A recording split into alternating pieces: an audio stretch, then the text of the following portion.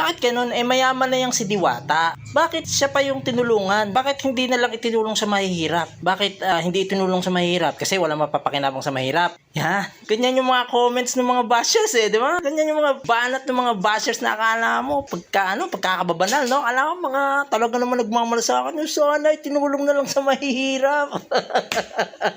Eto bukod sa isang simpleng tanong na anong pakialam nyo, pera naman nila yun. Against ba sa moral values natin na magbigay ka o mag-share ka ng blessings ng pera mo sa taong mayaman na, kung mayaman mo si Diwata na? Against ba sa moral values natin yan? Constitutionally speaking, religiously speaking, spiritually speaking, against ba? Sa pagkaalam ko, wala naman pong batas, probisyon na nagbabawal sa isang tao na mag-share ng kanyang yaman sa isang taong mayaman na. Ang batas natin sumasaklaw sa kalayaan natin na gamitin mo yung pera mo sa gusto mong paggamitan. Kahit pa spiritually speaking or religiously speaking, biblically speaking, although it's a common knowledge na alam naman natin na ang gusto ng Diyos tumulong sa mahihirap. Pero meron ba kayong mababasa sa Bible na sinabi pagka ikaw tumutulong ka na sa mahihirap, bawal ka na tumulong sa mayayaman na gusto mong tulungan? Meron bang ganon? Kapag ikaw tumutulong sa mahirap, bawal ka nang tumulong sa mayayaman? Baka meron. I-educate nyo ako. Baka nagkakamali lang ako. Kasi sa pagkaalam ko, walang ganon. Sa pagkakaalam ko, ang gusto ng Diyos, tayo ay makisama sa lahat ng mga tao. Si Rosmar, sinasabi niya tumulong sa mayaman. Hindi ba tumutulong sa mahirap? Ni-research nyo ba man lang kung tumulong sa mahirap o hindi? Baka naman hindi nyo lang alam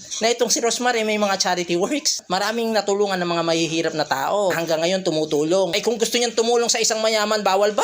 Naman kayo. No, dapat tinulong na lang yan sa mahihirap. Alam niyo, nakakita ko sa mga ganyang salita, naaalala ko, si Judas. Alam niyo kung bakit? Alala niyo, merong isang pangyayari sa Biblia, nakita niya na itong si Maria, nakapatid ni Lazaro. Yung isang pabango, pinunas niya dun sa paa ni Kristo. Expression ng kanyang pagmamahal kay Kristo.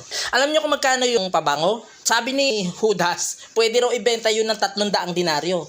Para magkaroon kayo ng idea kung magkano equivalent nun. Nung panahon ni Kristo, ang sahod ng isang dukhang manggagawa nasa 1 denaryo. Na kung ibabase natin sa Biblia. Sabi ni anong pagkakasaya to? Sabi ni Judas, dapat binenta na lang yan. Binenta ng 300 denaryo at itinulong sa mahihirap.